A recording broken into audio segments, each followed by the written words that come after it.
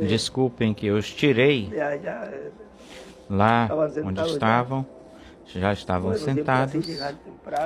É bom sempre assim chegar bem cedinho e meditar, estar nesta comunhão, assim, nessa comunhão, nesse momento de preparação.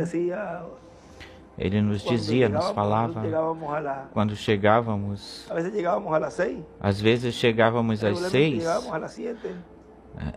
regularmente chegávamos às 7 horas, mas já às 8, 8:30, por aí, se tivesse algum barulho ou alguma coisa assim, ele mandava dizer, olha, que não façam barulho, isso de ensaio, que façam isso antes. Porque o povo vem para se preparar para receber a Escritura, a oração, e depois cantar ao Senhor, e então assim estar prontos, preparados para receber a palavra. Mas vejam, primeiro é um tempo de meditação entre você e Deus. E depois, então, aí todos lendo as Sagradas Escrituras e todos entrando na presença de Deus. E então dando a Ele louvores, cânticos. Existe uma ordem, como também existe uma ordem para o cumprimento da terceira etapa. E é isso. Ele aí escreveu, eu não li isso para vocês, eu vou lerei para vocês, porque são coisas que têm de ser guardadas, tem que se guardar essas coisas, e aí ele coloca, ele anota, há uma ordem, e daí para um outro lugar, para outro lugar, para outro lugar, e aí está codificada essa ordem, está codificada aí dessa forma, mas já está descodificada, não fique preocupado, isso é que é o importante, que alguém tenha isso já descodificado para a bênção do povo, porque nós não estamos buscando que alguém se vanagloria, tenha a glória dessas coisas, senão, pelo contrário, buscando o benefício e a bênção para o povo.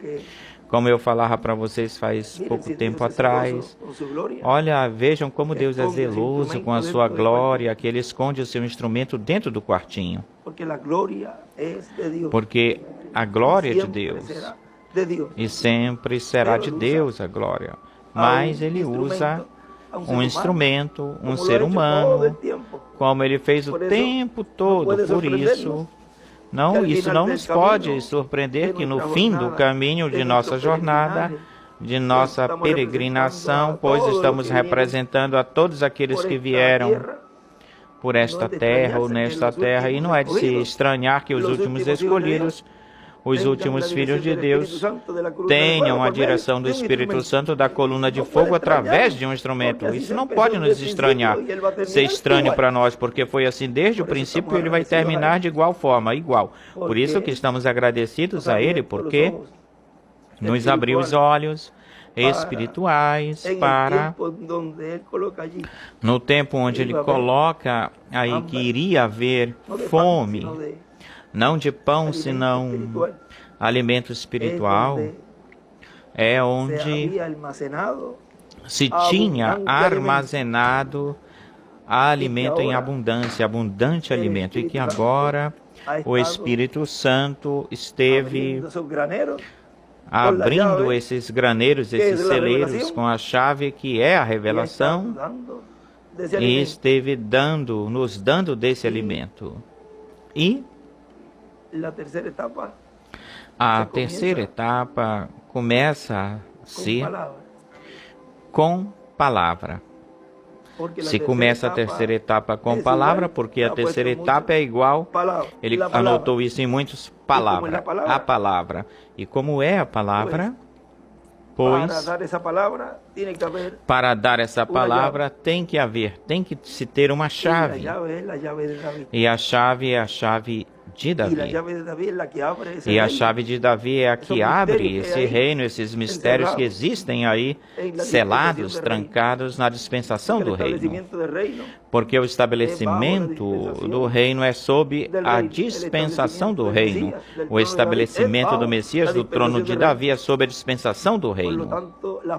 Portanto, as promessas que existem na dispensação do reino, a recebem aqueles que estão na dispensação do reino. Tal como as promessas que receberam os da dispensação da graça, tinham de passar da dispensação da lei. O que nós lemos a respeito disso nesses dias, há de passar da dispensação da graça para a dispensação da graça. E aí foi que eles receberam as primícias aí no dia de Pentecostes. Tinham ou tiveram que passar para essa dispensação. E a promessa da transformação, a promessa da ressurreição, transformação e rapto, é na dispensação do reino. E tem-se que também ter uma porta. Esse estudo do domingo é para a pessoa colocá-lo, estudá-lo, esmiuçá-lo, porque tem tanta coisa aí que Deus nos deu através das Escrituras, das porções e tudo isso, e nos abre aí muitas coisas das quais agora compreendemos e estar conscientes de que, sem percebermos, temos entrado na eternidade, ou entramos na eternidade. Tem uma porção onde ele diz, um trecho, que quando é lançado, aquele que entra de cheio na mensagem, pode ser lançado, estando nestes corpos, pode ser lançado em eternidade sem saber. E estivemos entrando, todos os que compõem ou formam esse lugar que é a construção que se esteve realizando, fazendo desde o princípio, desde o começo desta gloriosa mensagem, porque não pode haver um templo sem lugar santíssimo. E, consequentemente, aí nos estava representando nesse primeiro ano de jubileu, em 1977, aí estava representando o que seria essas pedras vivas que iriam estar construídas, onde elas iriam habitar, e iriam habitar ou iam habitar no lugar santíssimo no segundo ano de jubileu de Abraão. No segundo ano do jubileu de Abraão.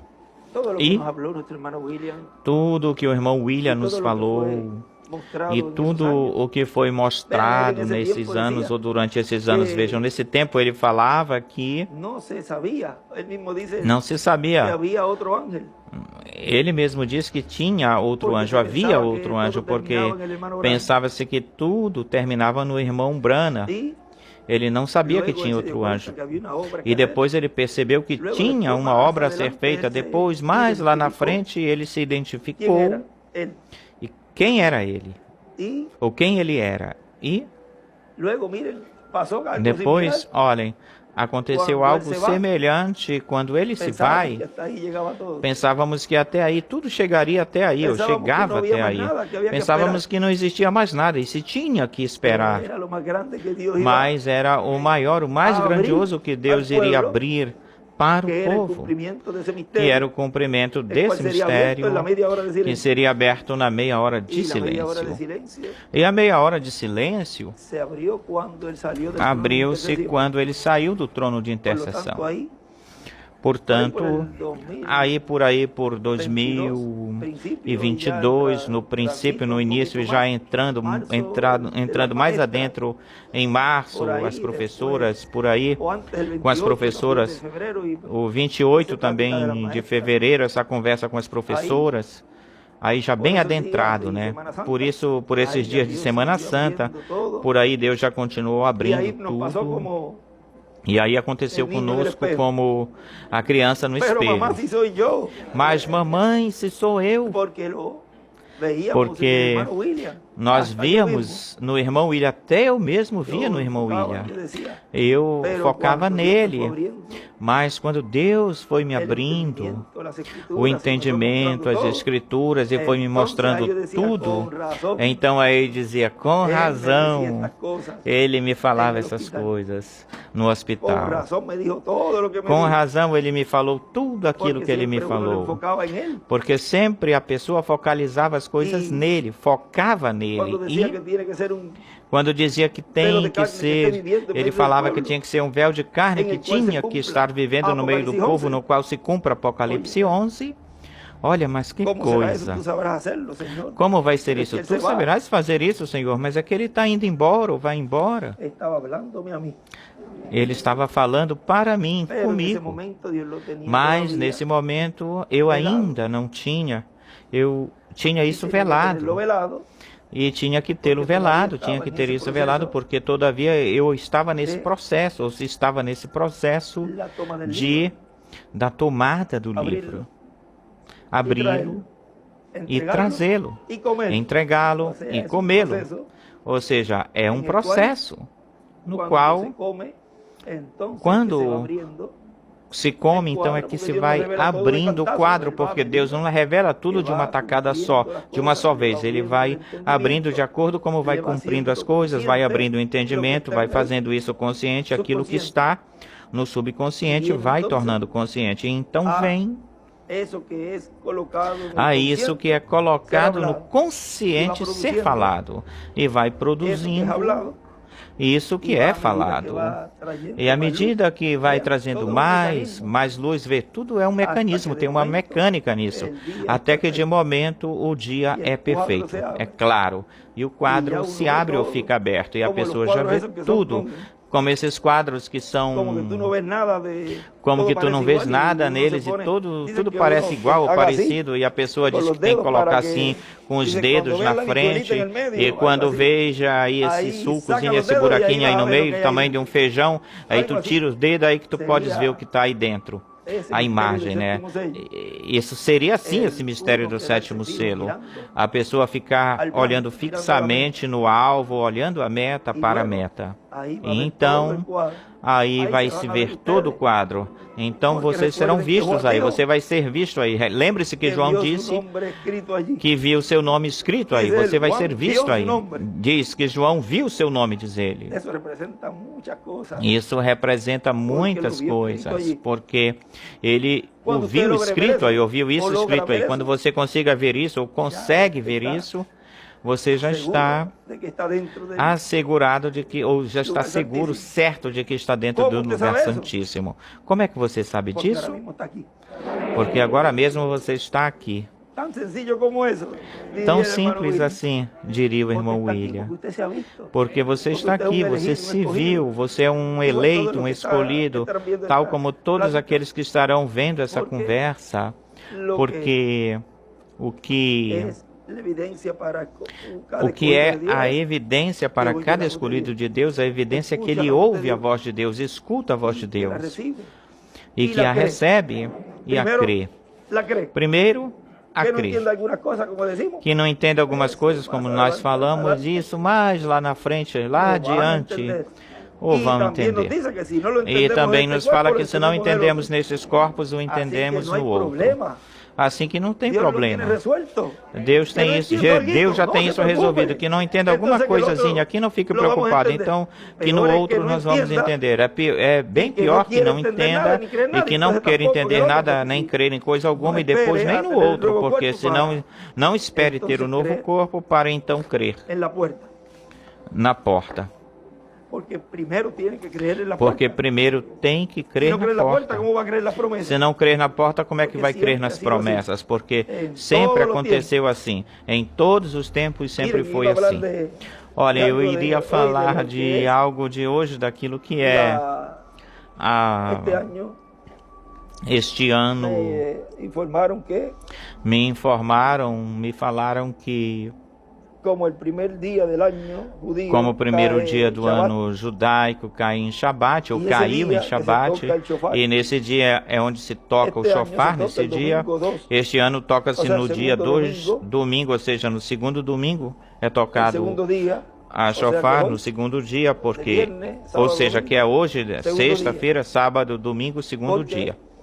Porque em Shabat não se pode tocar a trombeta no Shabat.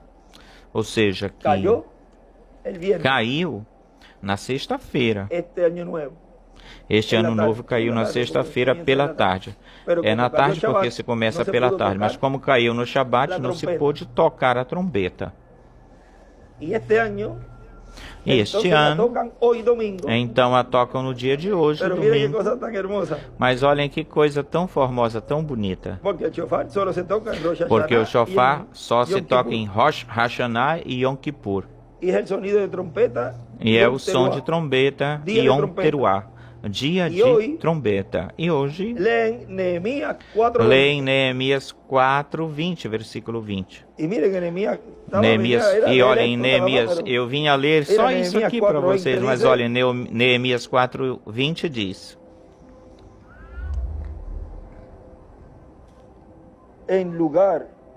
no lugar onde ouvires o som da trombeta, reuni-vos aí conosco, nosso Deus pelejará conosco.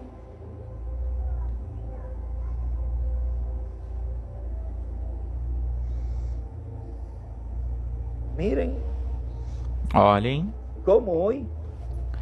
como hoje, ou seja, neste novo ano judaico que começou na sexta-feira pela tarde, essa escritura é a que eles têm para este novo ano.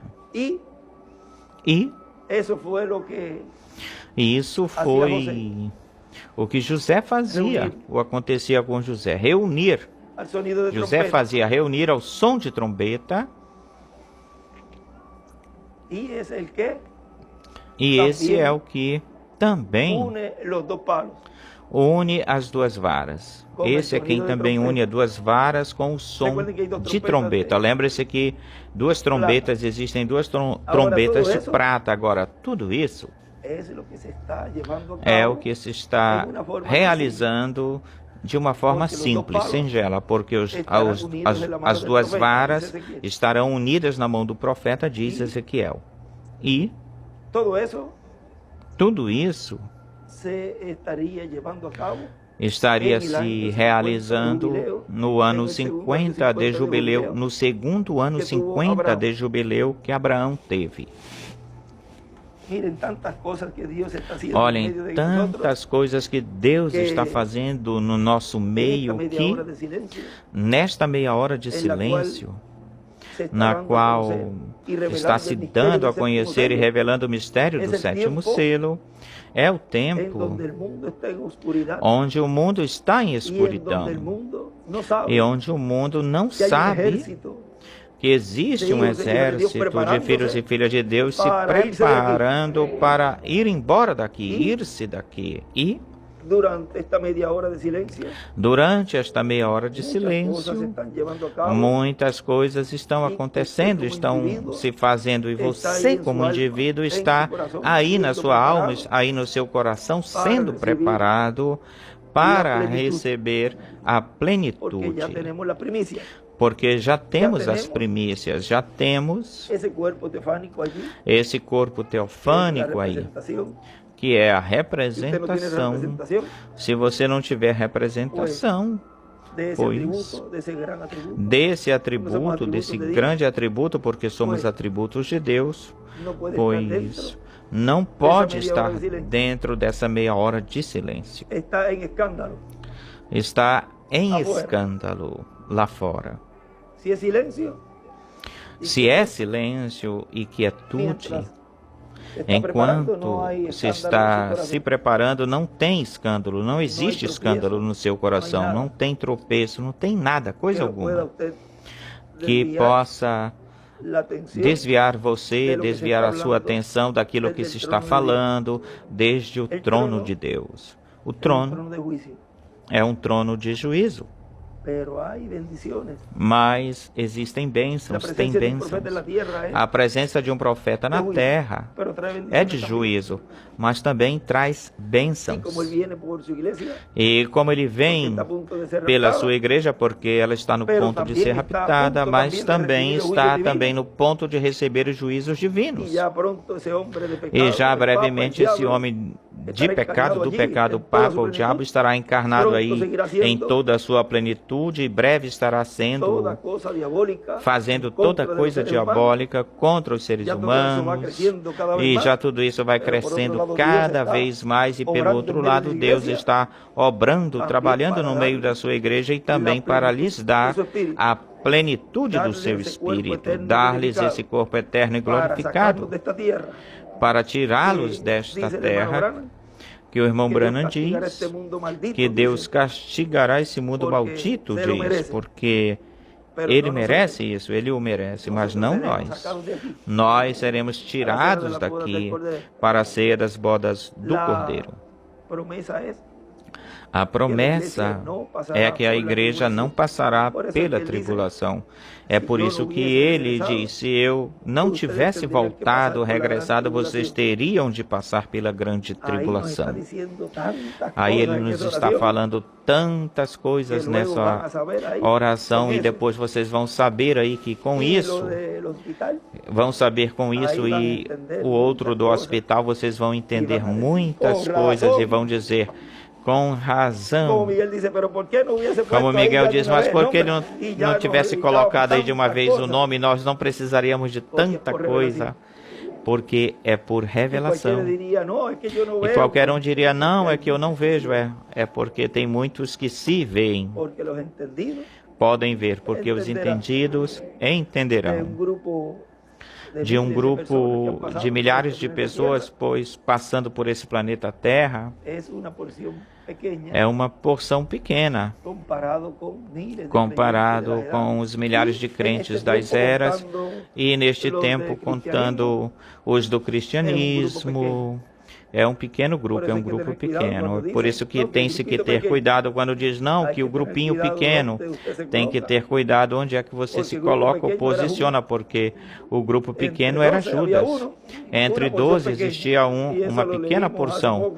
E isso nós lemos há pouco tempo, de modo que tenham cuidado quando digam pequeno, grupinho pequeno, que seja o grupinho pequeno que seja o grupinho pequeno que está braço a braço com o ministério deste tempo final, e dar no alvo, acertar no alvo, na meta da transformação, está bem. Mas se for um grupinho pequeno que está colocado aí, arrancado como um galho do lado de fora, aí você já sabe então onde é que você tem de se colocar. Mas são coisas que cada qual, como indivíduo, é responsável.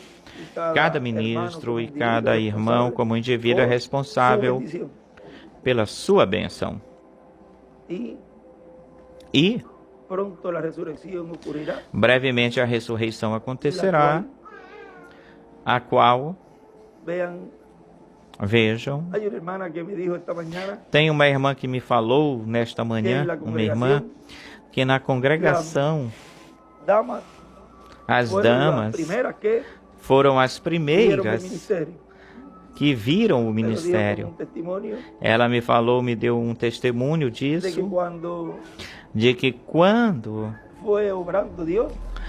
Deus foi operando, trabalhando, disse, todas disseram, este é este aqui. E vejam, as damas foram as primeiras que reconheceram a Jesus. E existe uma bênção grandiosa, grande para as damas, uma grande bênção para as damas, e muito mais as de hoje representadas lá em Maria, as quais, neste tempo final, estarão braço a braço também, lado a lado com os ministérios, a favor dos ministérios. É por isso que Deus abençoe as damas e as mantenha sempre sãs, fortes, a minha esposa Sara e a todas as damas, para que continuem olhando a arca, a palavra, a todas as damas em todo o planeta Terra, crentes na sua vinda. E as ajude e as mantenha sempre com essa fé viva. E que continuem sendo de grande ajuda para a obra de Deus e para os seus esposos também, e aquelas que não têm esposo, pois para a obra também no ministério, onde elas estão sendo pastoreadas. Que Deus abençoe todas as damas, que as guarde e as mantenha sãs e fortes, e que toda dolência também seja tirada delas. Olhem, essa bênção desceu hoje para as damas. Me chegou e eu a soltei. As damas são muito, muito importantes no programa divino. E eu não quero dizer que os homens não sejam, mas hoje tocou, coube as damas. Vocês também, homens, cavalheiros, ministros, jovens, crianças também, que Deus os abençoe também grandiosamente. O tempo maior, mais grandioso é esse. O tempo mais glorioso é esse. O tempo onde tantos desejaram estar ou ficar e nós estamos aqui. De modo que Deus os abençoe, Deus os guarde. Já vamos entrar aí para continuar meditando em tudo. E que Deus hoje nos abençoe grandiosamente com a sua palavra até onde Ele nos permitir. E que brevemente continue se cumprindo essa ordem da terceira etapa. Porque existe uma ordem e a pessoa não pode sair dessa ordem, nem pode se atrasar, nem pode se adiantar. E eu creio que vocês já estão bastante adiantados no tocante à madurez, a estarem amadurecidos e já estão prontos para entrar em uma etapa onde aí é que tem-se que andar com muito mais cuidado, com mais cuidado, porque enquanto mais se aproxima, já essa manifestação, olha o que aconteceu com os filhos de Arão. Eles tiveram acesso ao lugar santíssimo. Não porque fossem familiares ou famílias, não poderiam fazer o que quisessem por serem famílias. E entraram aí com fogo estranho e morreram. Ou seja, que cada vez que nos aproximamos mais, muito mais delicado é e mais delicado. E que Deus nos ajude a todos a saber nos aproximarmos e não nos aproximarmos tal como se aproximaram aquelas ararazinhas que nós falamos de ontem delas, que elas estavam com a cabeça, o seu cérebro no vidro, batiam. O que eles tinham que fazer era olhar para onde estava alumiando e buscar o refúgio. Não era bater na luz. Não bater na coluna de fogo. Não bater nos ministérios. Não bater no instrumento. Estão fazendo mal.